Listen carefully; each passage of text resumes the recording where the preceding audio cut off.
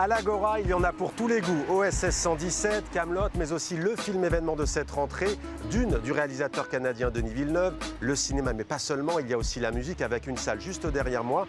J'ai rendez-vous avec Alia Selami, la soprano, et le directeur concepteur de l'Agora, Dali Ogbi, qui sont en pleine préparation de leur prochain spectacle. Des chansons et des poèmes en français autour du thème de la mer. Rappelle-toi ce chien de mer que nous libérions sur parole et qui gueule dans le désert des goémons de nécropole. Je suis sûr que la vie est là avec ses poumons de flanelle. Quand il pleure de ces temps-là, le froid tout gris qui nous appelle. Me voici donc avec Alia et avec Dali. C'est un plaisir d'être parmi vous. Vous avez longtemps travaillé dans le cinéma comme assistant réalisateur avec de grands cinéastes. Aujourd'hui, vous êtes donc le gérant, on peut dire, en tout cas le fondateur et le concepteur de l'Agora. D'abord, quelques mots peut-être sur le lieu, l'établissement, un lieu pluridisciplinaire. Tout à fait. C'est un espace culturel de proximité. Voilà, c'est exactement ce que je voulais faire et avoir un contact avec ce qui se passe dans le monde aujourd'hui. Donc c'était ça le but, d'animer d'abord la ville, parce que la ville était vraiment une ville morte. À 7 h du soir, il n'y avait plus rien à la Marsa. Ce n'est pas vraiment un lieu institutionnel, c'est vraiment comme une villa. On pousse la porte, on rentre, et il y a du cinéma, il y a de la musique, la salle de cinéma est polyvalente, il y a des conférences, il y a un monde, une mixité sociale aussi qui est importante. C'est intergénérationnel aussi. Complètement, tout à fait. Ça nous a donné beaucoup d'espoir quant au devenir de la Tunisie, de voir les jeunes venir ici et puis les rencontrer et parler avec eux. Il ne le dit pas, mais il a aussi créé cette scène pour pouvoir s'y produire lui, parce que Dali est un chanteur invétéré, voire invertébré depuis des années, qui nous ravissait quand il faisait des grandes soirées chez lui à chanter les Adamo, les Brel, etc. Ah, tu te souviens de tout ça? Oui. Punaise, je m'en souviens. On vous connaît comme soprano, le jazz aussi. Pour vous, ça, c'est, on va dire, classique. En revanche, interpréter le plat de pays de Brel, c'est un peu nouveau. J'aurais jamais eu l'idée de chanter comme ça.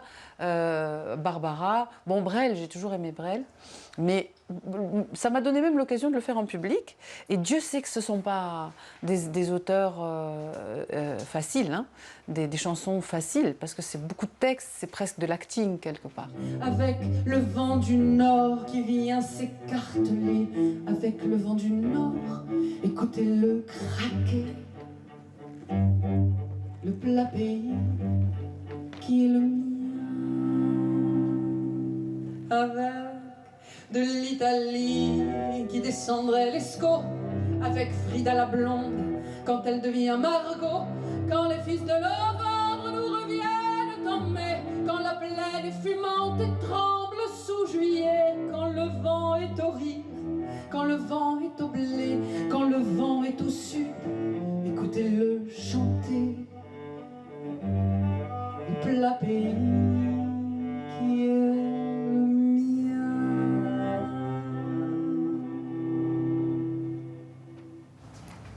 C'est aussi, on peut dire, un bel hommage à la langue française quand même. Je pense que c'est très important de réhabiliter la très belle langue française dans la poésie qui est déjà extrêmement féconde et nous ravit. Et en même temps, développer tout ce qu'on a aimé dans notre enfance, pour moi, pour mes générations, et transmettre les chansons de Brel et Barbara à des jeunes qui ne les connaissent pas, et de les amener également à fréquenter de la poésie.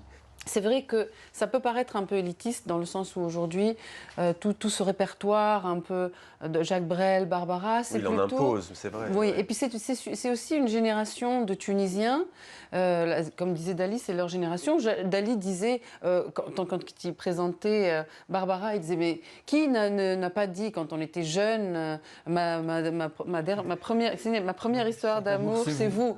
Bon, c'est vrai qu'aujourd'hui, c'est un hommage à toutes ces personnes très francophones, finalement, qu'on ne trouve plus beaucoup en Tunisie. La francophonie, aujourd'hui, est beaucoup remplacée par l'anglais. La langue française est beaucoup remplacée par l'anglais à cause d'Internet, etc. Donc c'est vrai que c'est une espèce d'éclairage sur je dirais peut-être une époque un peu passée de la Tunisie, ou en tout cas pardon Dali, c'est Une pas toi qui époque, as un passé, patrimoine. Voilà, une certaine